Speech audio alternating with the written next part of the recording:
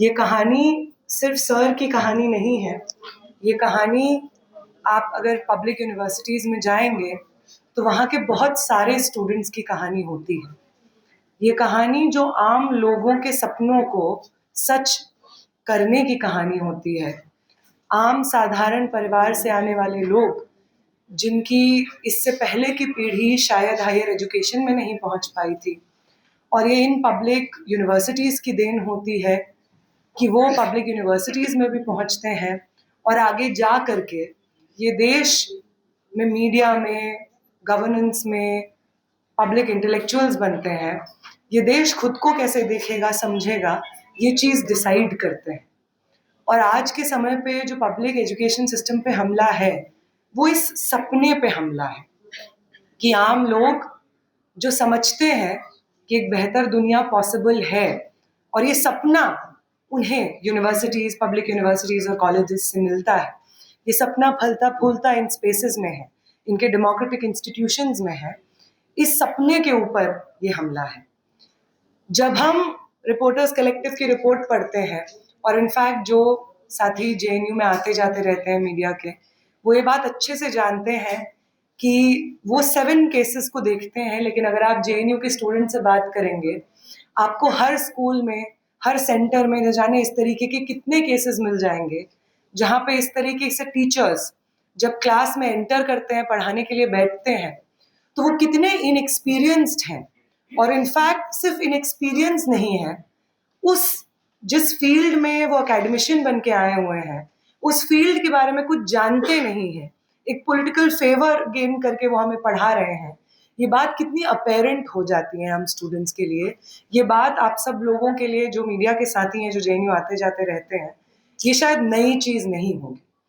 ये भी शायद नया नहीं होगा आपके लिए कि वो तमाम फैकल्टी मेंबर्स जो डीयू में, जेएनयू में, इलाहाबाद यूनिवर्सिटी में, अलग अलग पब्लिक यूनिवर्सिटीज़ में पढ़ाते रहे हैं और सालों का उनका एक्सपीरियंस है। वही कॉलेजेस, वही यूनिवर्सिटीज़ हर साल उनका कॉन्ट्रैक्ट रिन्यू करते रहे हैं।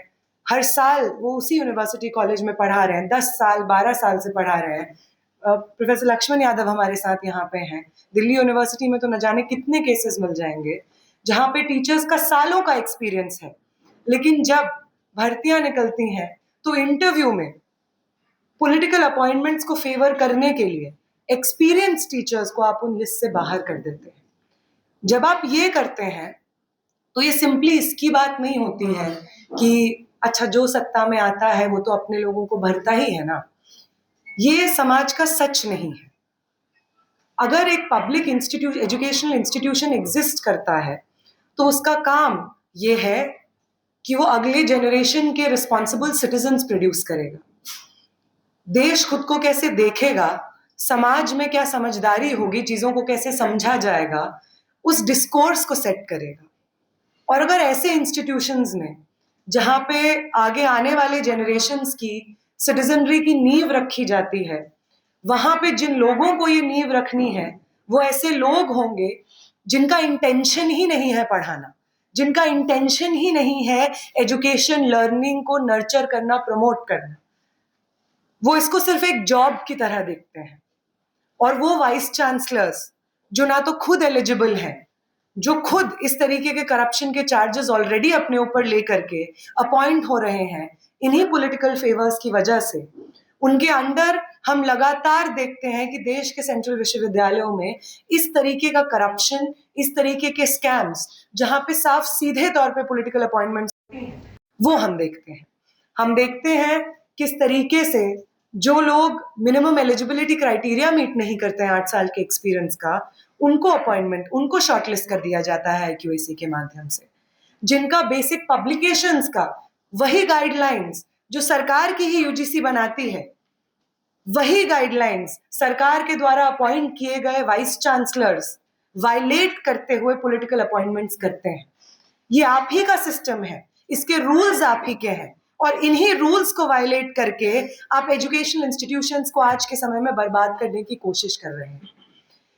आप अगर इस देश भर में जो स्टूडेंट्स अपनी अपनी यूनिवर्सिटीज़ को, जो फैकल्टी मेंबर्स अपनी यूनिवर्सिटीज़ को, नॉन टीचिंग स्टाफ अपनी यूनिवर्सिटीज़ को बचाने की कोशिश कर रहे हैं, उनके संघर्ष को देखेंगे तो आपको एक बहुत कॉमन फैक्टर मिल जाएगा, जिसमें academic accountability, of course autonomy एक चीज है, फी हाइक के खिलाफ लड़ाई एक चीज है, करिकुलम को सेट करने की आजादी एक चीज है, political intervention, administrative bureaucratic intervention ना हो ये एक चीज है, लेकिन फंडामेंटल रूप से जो लड़ाई है, जो फंडामेंटल आइडिया पे हम लोग लड़ रहे हैं, वो आइडिया ये है कि वो यूनिवर्सिटीज जो किसी भी देश के आइडियाज को रेगुलेट करने, जेनरेट करने की जगहें होती हैं, उन पे अटैक करके उनका एक पॉलिटिकल रेजिमेंटेशन हो रहा है।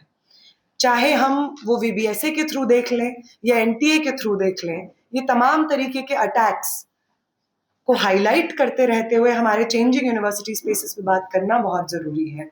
और ये जो करप्शन हम अपनी यूनिवर्सिटी में देख रहे हैं, वो यूनिवर्सिटी जो एक लंबे समय से सरकार के खुद के डेटा के अकॉर्डिंग देश की सर्वश्रेष्ठ यूनिवर्सिटी है। आप चाहे कितना कैंपेन चला लीजिए शटडाउन जेएनयू का, कितना बदनाम करने की कोशिश कर लीजिए, आपका खुद का डेटा बार बार इस चीज को एस्टैब्लिश करता है कि जेएनयू इस देश की सर्वश्रेष्ठ यूनिवर्सिटी है।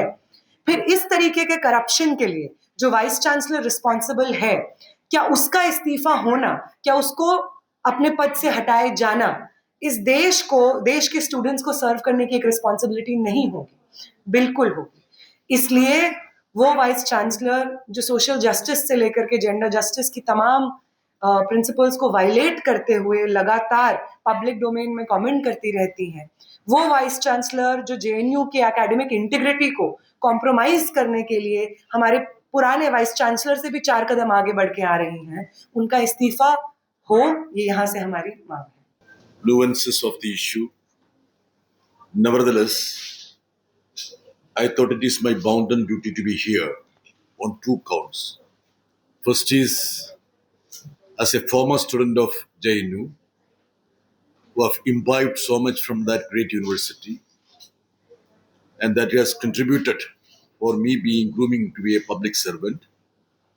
And second, as a member of parliament, I feel that it's my duty to ensure that things are streamlined at JNU. The Reporters Collective that's the tip of the iceberg. Actually, there should be much more investigation into the different verticals of mismanagement, administrative mishaps, corruption, and nepotism that is happening. I feel that the media organization should go into the 300 plus appointment of teachers that has happened maybe in 10 years back.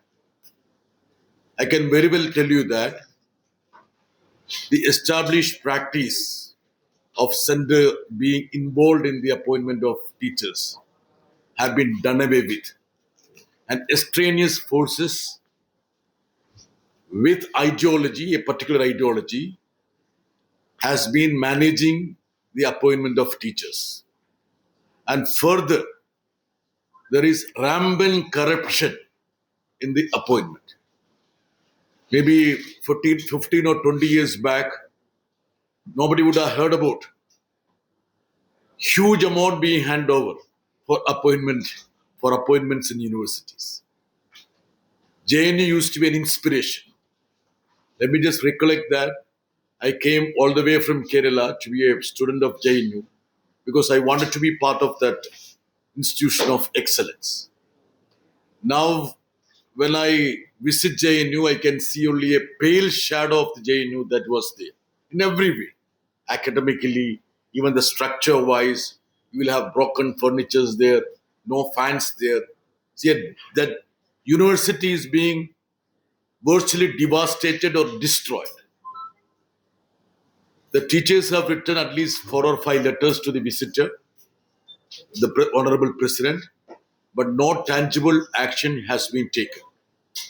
But I feel that Reporters Resolve is one of the major steps in the direction of cleaning up the system.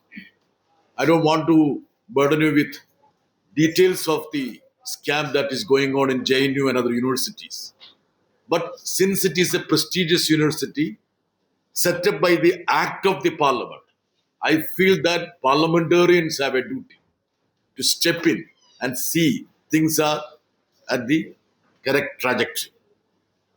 Now, when I sum up my brief statement, I have a request to those people who are vandalizing, destroying this institution. If they want to run an institution of their choice, let them set up a university of their own instead of destroying these public universities. They are very powerful enough. They have enough resources to set up numerous other centers of activity, including temples which cost something like 1,000, 2,000 crores, and let them ensure that they have a university of their own by their own efforts and leave these universities to their destiny as per the rules. That is my summing up advice to those people who are behind this so-called vandalism of this university in many ways. Thank you very much.